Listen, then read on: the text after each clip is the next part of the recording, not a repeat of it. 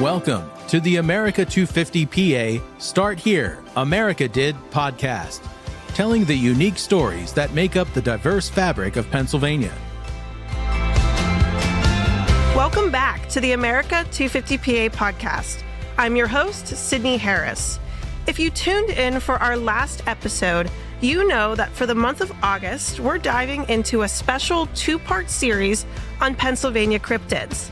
Last week, we explored the eerie tales of Clinton County's G-Woggle and Lancaster County's Albatwitch, uncovering the rich folklore and stories behind these mysterious creatures. Today, we continue our journey into the realm of the unknown.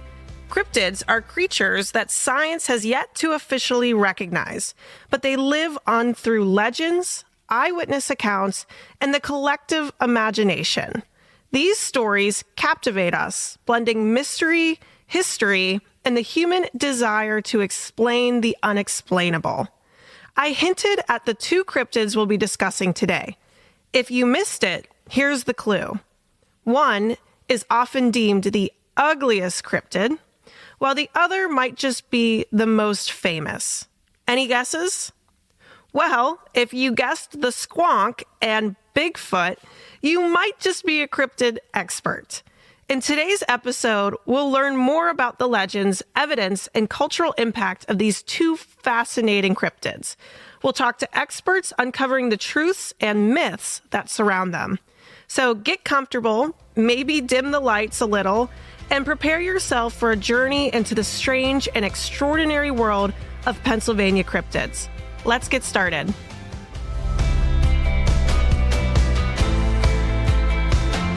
For our first cryptid, we will be discussing the Squonk. And though I hate to play favorites, a photo of the Squonk is currently hanging on my wall by my desk at home. With me to talk more about the Squonk is Lisa Russell and Joe Fogle, the hosts of the Squonkapalooza in Johnstown. Thank you both so much for being here. Thanks for having us. Thanks for having me. Lisa and Joe, can you first start by telling us about the Squonk and its history? Yeah. So the Squonk was first mentioned in a book called Fearsome Creatures of the Lumberwoods. It's basically old school lumberjack folklore. It's been around since the early 1900s, and it's said to live in the hemlock forest in Pennsylvania. And it's a sad little creature who cries all the time because it's so ugly. Its skin doesn't fit. It's got warts, and it just has some serious self-esteem issues. It's real insecure and just sobs constantly. I love it. I know it's like a weird thing to love, but I love the Squonk. And I think I think everyone can relate to the Squonk. I think so too. And our listeners will love this. What is said to happen if you catch a Squonk? It will cry so hard it will completely dissolve itself into a puddle. So it's just this little ugly creature that lives in the forests near Johnstown, and if you ever do actually catch it, it's just so embarrassed that it'll cry. It'll just cry and cry and cry. Its only defense mechanism is to completely dissolve, which is even sadder because it can't come back from that. It just obliterates itself if it gets too upset. Oh, I didn't know that point. So that's amazing. So you both are the hosts of Squonkapalooza in Johnstown. Can you tell us a little bit more about the festival and why you decided to celebrate the Squonk? Yeah, since I've been answering all the questions, I'll let Joe take that one. Me and Lisa were going to meet up at the Hodag Heritage Festival a few years ago, and we've been to all these other festivals and some of the upcoming festivals at the time. And we decided, why can't the Squonk have a festival? So we wanted to put something together that was family friendly, all inclusive. And we were working with City Hall to put some fun, different events downtown at Central Park and proposed that idea. They loved it. We rolled with it. And that's kind of what we wanted to do, to celebrate the Squonk, because he is one of the more unique cryptids that's not scary, evil, mean. Doesn't have any kind of ulterior motive. He just exists and doesn't want to cry himself into a puddle of non-existence. So we just celebrate the quirky fun cryptid, have people come out and just enjoy a day of something different, celebrating artists and all the local flavor in Johnstown, the businesses. So many businesses are involved in participating and spreading the word. And that's what we wanted, a family-friendly, fun community event. Something for people, a safe place for people to come and hang out. You do have quite the attendee count and the following. Why do you think the Squonk brings so much joy to the people of Johnstown and through the Squonkapalooza? I think it's just that it's a unique, fun event. A lot of people who came out last year had never even heard of a squonk. So I think it was the combination of both, locals wanting to get out and have something fun to do and, our out of town crowd that's going to follow to cryptid events that just kind of made it such a success. And for me, I met a lot of locals that travel to these cryptid shows when I was out at different festivals and events.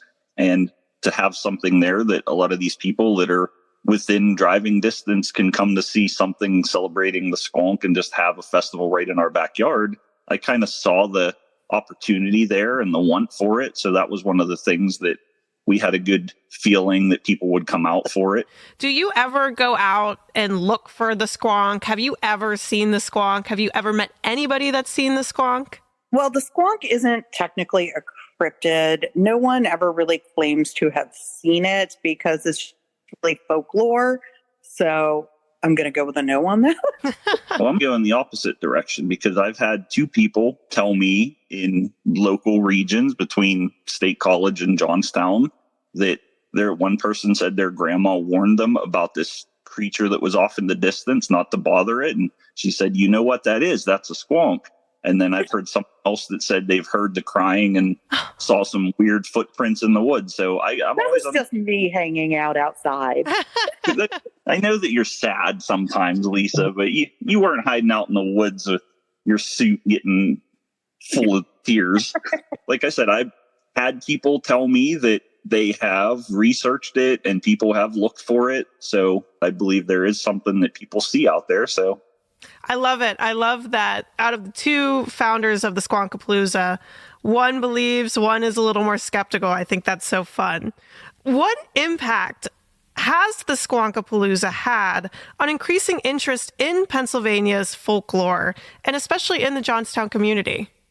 A lot of people, even locals, of course, know the popular ones, Mothman, Bigfoot, Nessie, and a bunch of local people had no idea what the Squonk was.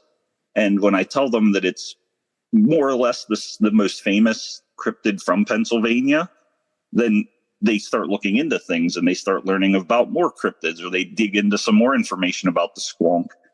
And when I travel, I have my own business and I have trading card sets that have local lore, campfire tales, cryptid sightings and such like that.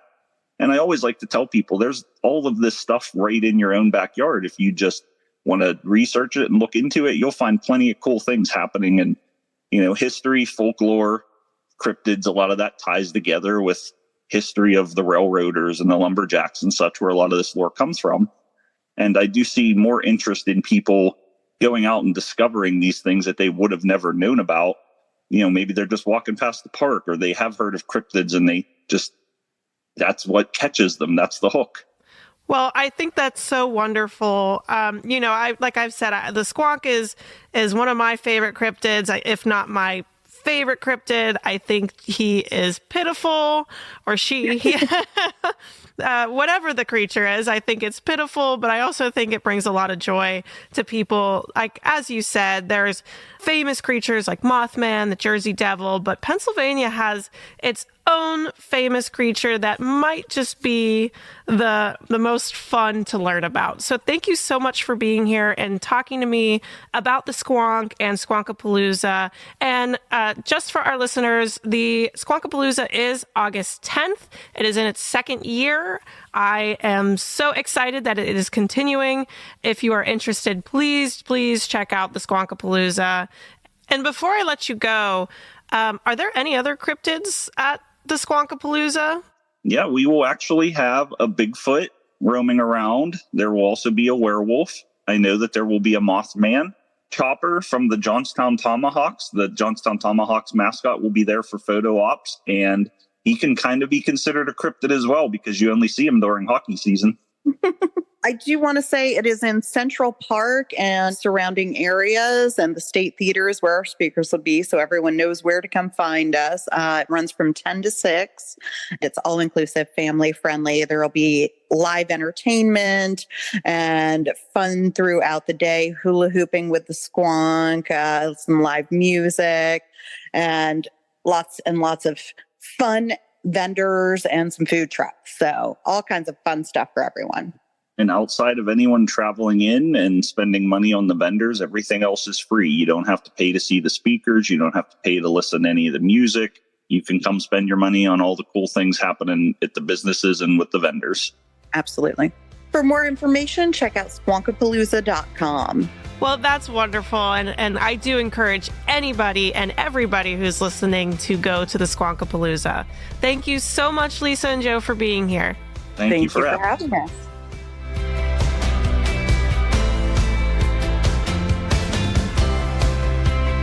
Our next and final creature is Bigfoot, a cryptid that needs no introduction, and one that is currently on my t-shirt. This towering, elusive being has been a part of North American folklore for centuries, and Pennsylvania has its fair share of sightings and stories.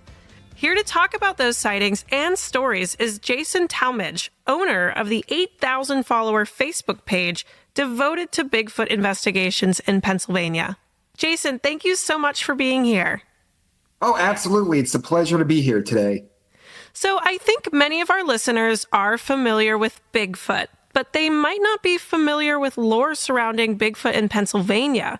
Could you tell us a little bit about the history of Bigfoot in PA? Well, actually, I'm going to deep dive a little bit before that. There's actually 50 documented Native American terms for Bigfoot-like creatures. And along with that, the first written accounts of Bigfoot-like creatures in North America happened in 1811. A guy named David Thompson, he was a British-Canadian fur trader, and he recorded a strange encounter with hairy giants when he was out trading that way. But here in Pennsylvania, there's actually newspaper articles that go back as far as the 1830s, documenting encounters with wild hairy men. Wild hairy men. I'm hoping they had big feet. So they might have, but yeah, back to the 1830s, newspaper articles documenting it. Wow, that is incredible. And you run a Facebook group that is devoted to Pennsylvania Bigfoot investigations with over 8,000 followers. Why do you think Pennsylvanians are so interested in finding this cryptid?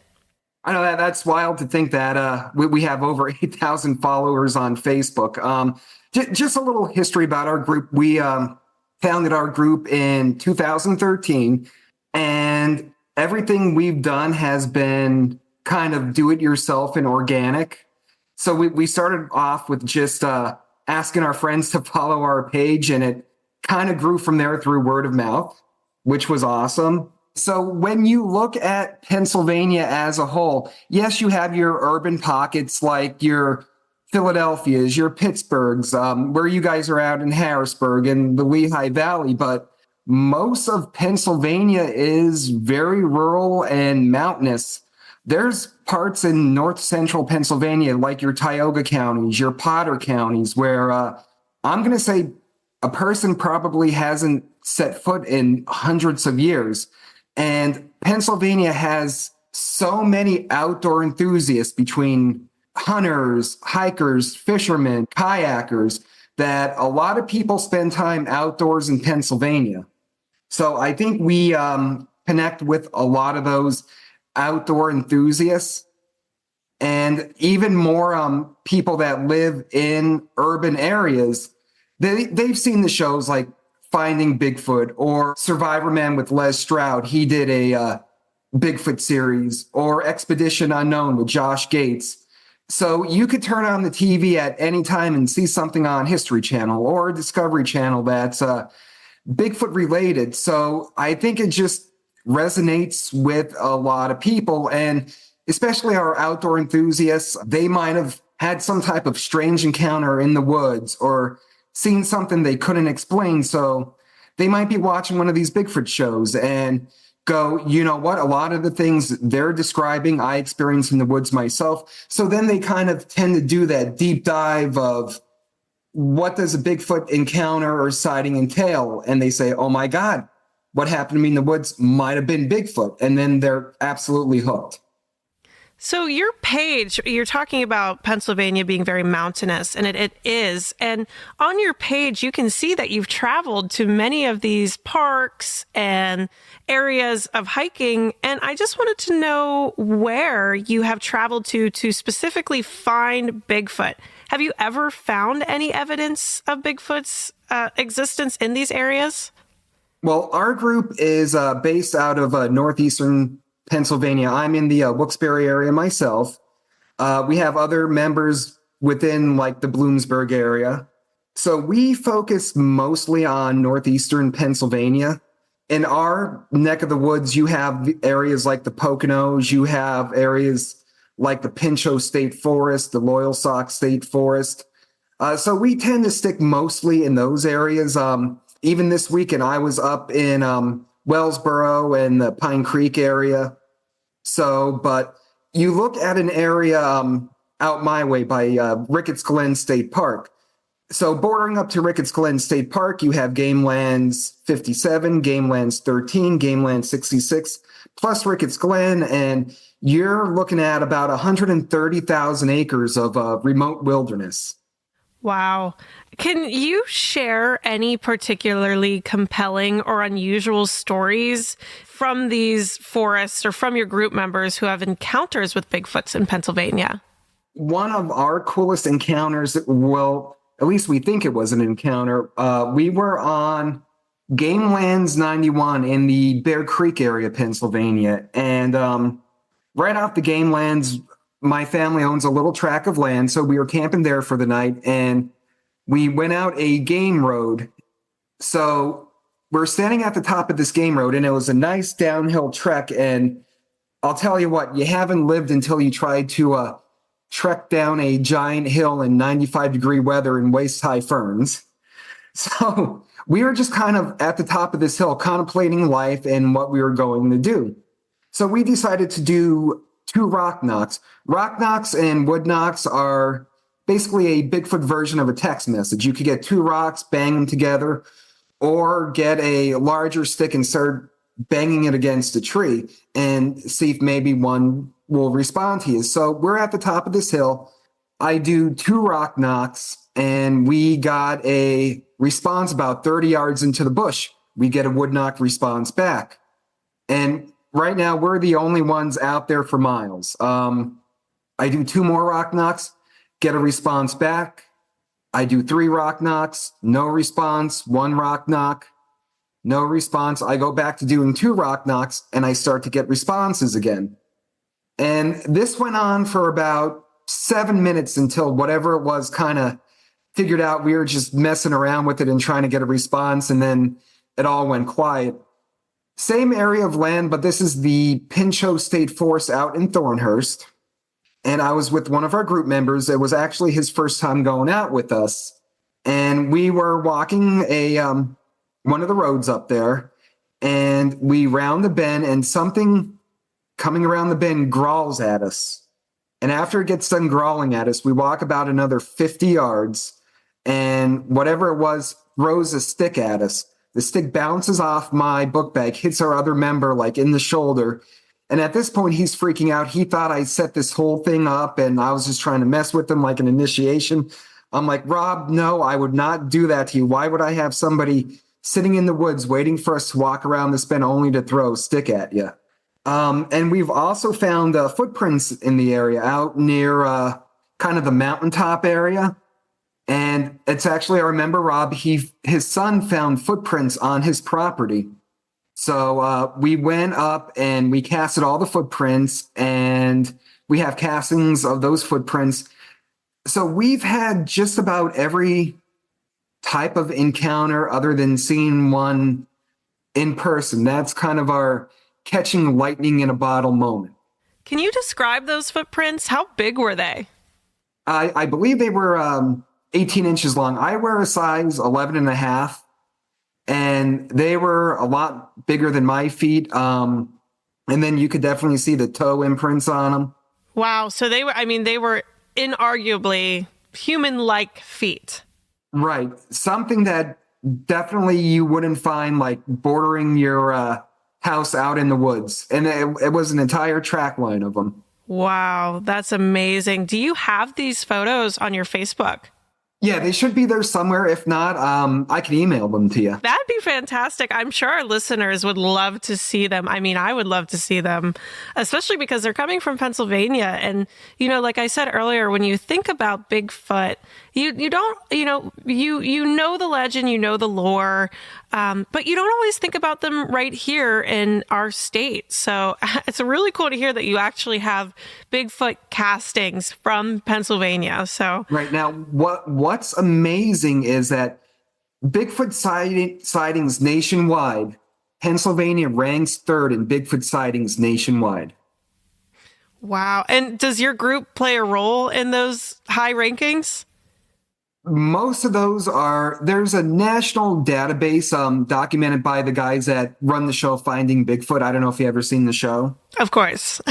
Okay, so all the sightings are documented through them. So that doesn't take into account all of, local groups that kind of do their own thing. So you have the 1,200 sightings, plus you have all these locally run groups that have years of sightings. I know here in the Northeast Pennsylvania region, I've personally documented I don't know the number off the top of my head, but it's between 50 to maybe 65 different encounters and sightings.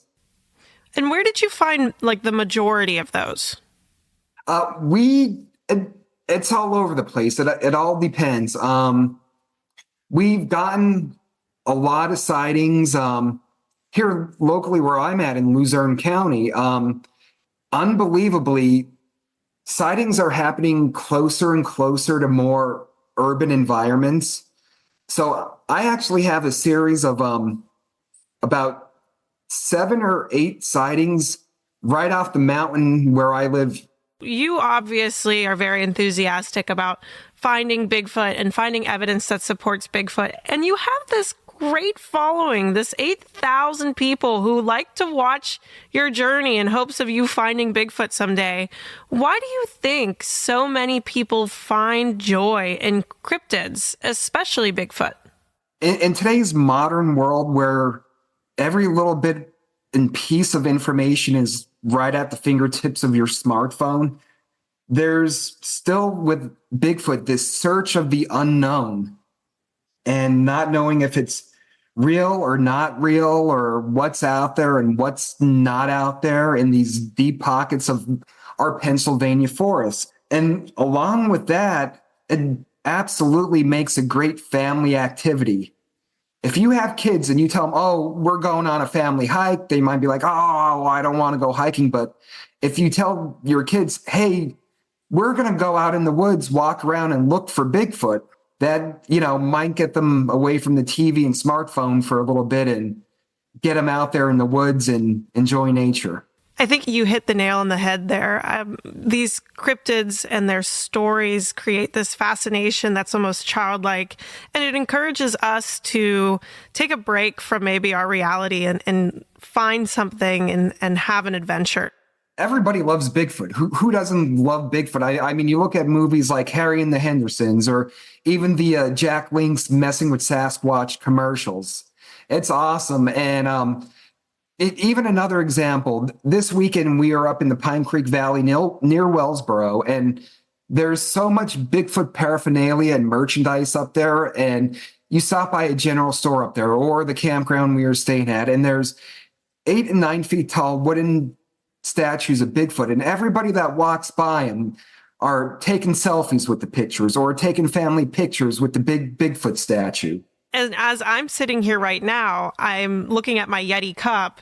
And yes, I know Bigfoot and Yeti are different, but one of the things I love about Yeti is their logo and like their association with the Yeti monster, the cryptid.